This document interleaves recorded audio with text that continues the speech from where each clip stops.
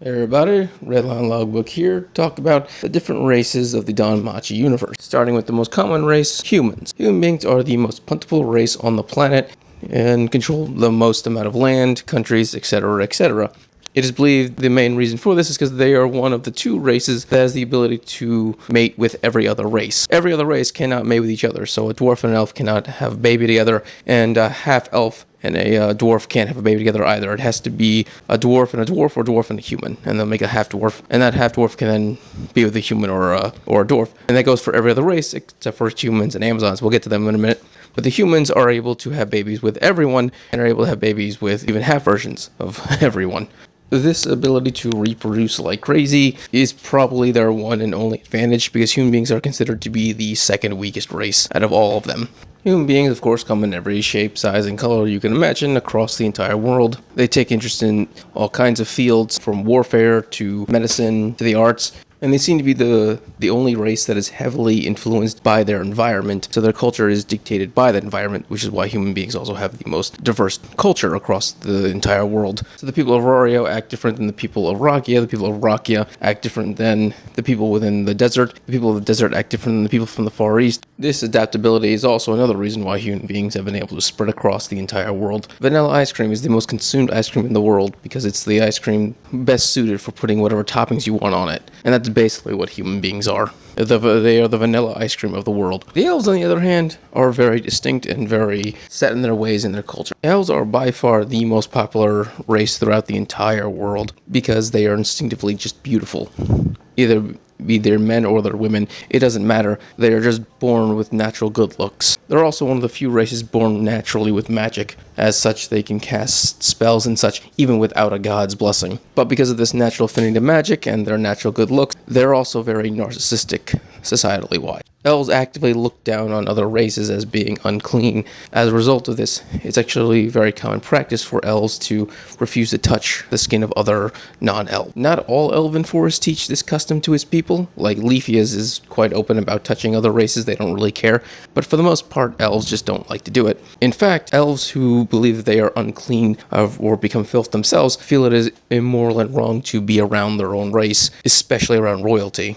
So this concept of being pure and clean and great and noble is very rooted in the elves, which is why they dress so modestly, covering basically every inch of their bodies with as much fabric as possible. The homeland of the elves are, of course, all of their sacred forests, which basically has a giant sacred tree in it. These trees actually radiate a ton of magical energy and power, and can actually be crafted into magical items or used for potions and such. So it's actually very common for people to invade the sacred forest of elves and try to steal pieces from the tree. As you can imagine, the elves find this to be the greatest insult and basically will eradicate anyone who comes near their forests. Basically, they're isolationists, and you are not allowed in. Now, these are some of their worst qualities, obviously, but their desire to be as pure and as great as possible also lead to a bunch of wonderful qualities. One, they have a tendency to be very noble and brave, and they consistently believe in protecting, well, anyone who's weaker than them. They feel it is morally wrong to abandon really anyone, and they will even give their lives to protect as many people as possible, even non-elves.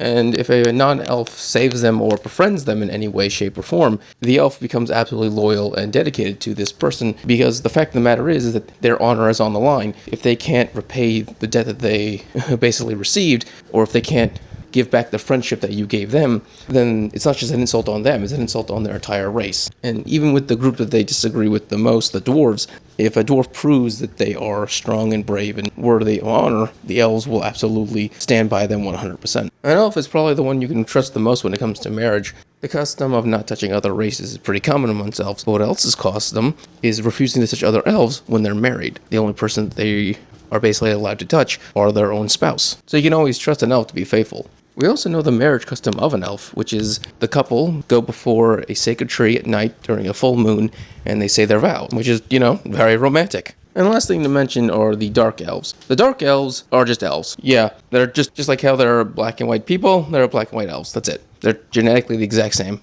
There is a slight racial animosity between the two of them. Well, for the most part, it's actually just one-sided, where the Black Elves hate the Light Elves. The reason for this is because back during the Age of Monsters, the Age of Heroes, the Dark Elves left the forests to fight the monsters to help the world, trying to force them back down into the hole. The Light Elves didn't really do that. They just stayed in their forests and protected themselves, isolating themselves off from the world to survive.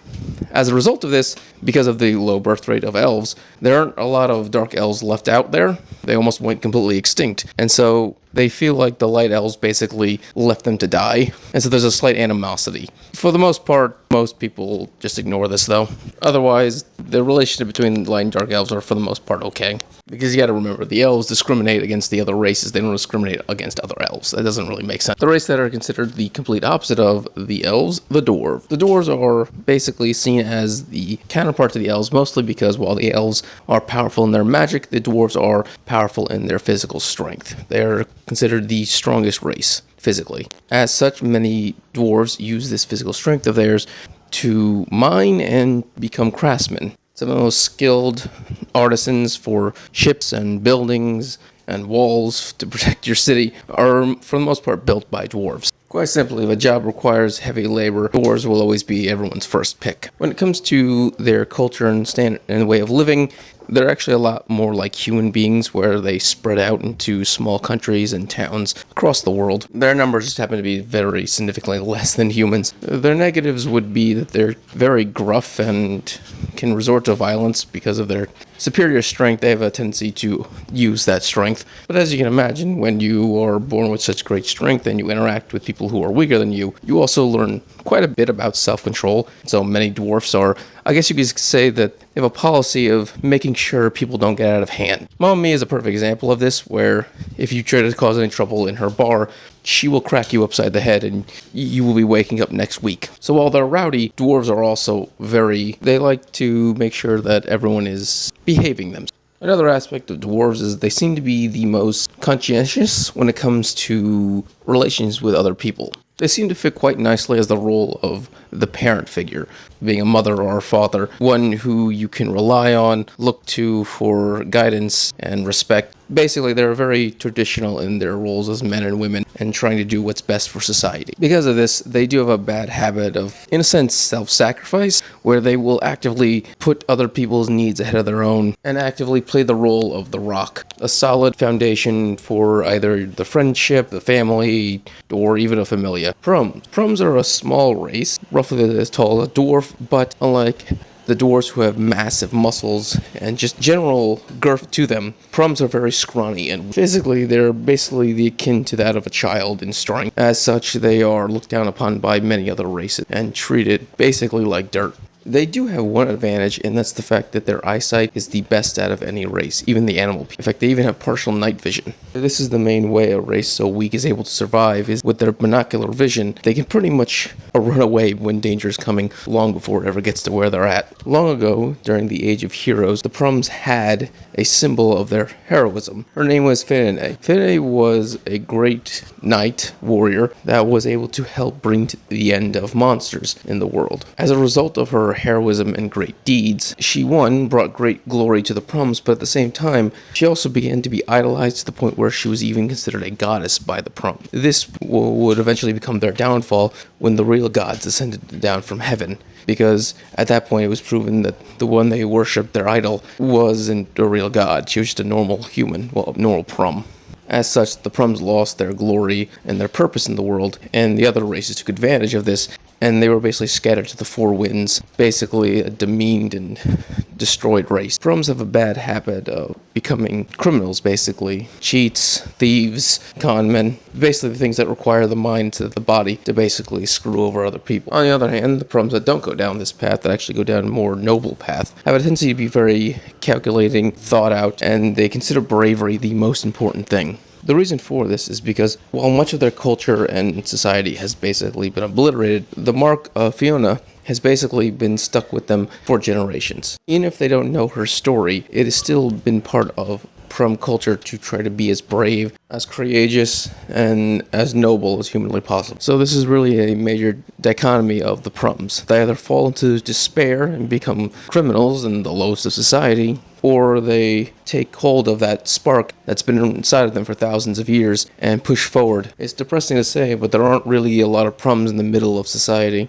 They're either successful or they're not. The animal people are an interesting group because they're not all one giant race. Each individual species of animal person is a separate species altogether. As such, they can't actually mate with one another. But the animal people do share a bunch of similar traits with one another. One, they have enhanced senses so that they can hear, see, smell, all better than any other race out there. Quite simply, if you're being tracked by an animal person, they're going to find you. No matter where you go, no matter where you hide, all you can do is run. Also, all animal people have beastification. There's a different trigger for each race's beastification. For example, werewolves beastify every time a full moon is out, but it's always the same thing. Beastification is basically all of your senses, strength, and abilities are just enhanced tenfold. All the hair on your head and body stick up dramatically. Your teeth basically become fangs, and your fingernails become claws. While you lose some semblance of who you are in complete control of yourself. You don't become a mad monster. You are able to decide who you attack, who you don't attack. You get to decide what you do with this enhanced strength and ability. The only downside is that once it wears off, you're going to be tired. Okay, let's just list off all the different types of animal people, starting with boars. This is otters, race. They're humanoids, pig people. Then you have the bulls. These are cows. Then you have cat people, who are, of course, cats. Sheandropes, which are dogs. Bunnies, which are rabbit people. Raccoons. Renards, which are fox people, specifically from the Far East. Sheep. Were-tigers. And finally, werewolves. Culturally speaking, we don't know much about really any of these races except for werewolves, which seem to be a nomadic race of hunters and gatherers. They seem to live by the rule of survival of the fittest, and if you die, it's because you are weak. While we don't know anything about their cultures, we do know that their animal parts do influence who they are as people. For example, the cats can be playful, or they can be cruel, depending on what part of their personality is in flux. Amazons. Amazons are an interesting group because they are a purely female race. Just like humans, Amazons have the ability to breed with any other race, except whenever they give birth, they only give birth to pure-blooded Amazons. Amazons have two instincts, fighting and breeding. And these two personalities actually coexist with each other quite well because their primary goal is to find a mate strong enough to breed with. And once they find someone that they like, they basically stick to them like glue. At least until they're able to produce offspring with them. This doesn't mean that if you beat an Amazon in a fight, she'll like you. Each Amazon has their own type, their own kind of personality they like. The thing is, you have to be both strong, and you have to fit their type. Bet's a good example of this. He beat down an entire group of Amazons, and only one of them fell in love with him. The rest basically said he was an asshole. I've already made a video on their entire island, so if you want to know about that, just gotta go to my playlist on Danmachi. Other than that, the Amazons are probably the most concise and consistent of all the races when it comes to their personality and culture. And the final race are spirits. Spirits are an oddball because they have no understanding of the self. They are such overwhelming amounts of magic power, and they're so connected to nature that they're borderline not even conscious beings. To interact with a spirit is basically to interact with nature itself. Now, each spirit is always dependent on the element that it exists. So salamanders are fire, undines are water, you have sylphs that are wind, etc., etc. And they're actually able to manipulate their bodies, either solidify into humanoid, become their element, or in some cases, in ancient times, become a weapon. Yes, they would actually turn themselves into like a sword or spear or something that could be used by a hero. One of the most famous is actually a fire spirit turned itself into a sword so it could always be together with the original Crozo that saved its life. While they are no longer needed to be turned into weapons for the purposes of heroes anymore now that they have gods to give them fauna, the spirits still supply some of the most powerful magic items in existence, like salamander wool and such. Their ability to craft magic items such as these are second to none. Now, there is one group of spirits that are very aware of their existence in a sense, where they have a self, and those are gnomes. Because gnomes have a more human understanding of themselves than other spirits do, they're able to take part in mortal existence. What gnomes will do is that they will use their ability to find gemstones in the earth, because that's their magical ability, and they will then use these valuable gemstones to finance banks, apartments, basically any business you can imagine. And they have no problem doing this because these gems, which again they can find easily, have no real value to them. What matters to them and what is the most valuable is knowledge. So gnomes will set up gnome libraries, which are collections of books and scrolls and manuscripts going back thousands of years and even to the modern day written pieces of literature, all stored in one place. And they will charge you an arm and a leg to use their library. No one ever tries to get on the bad side of a gnome, because in the end, you might need them one day. They got the money and they got the resources. Including the gods, that is every race that exists in the Danmachi universe. Well, at least that we've seen so far. If you enjoy this video, please subscribe, give a thumbs up so you enjoy more Danmachi and other anime things. Thank you and have a great day.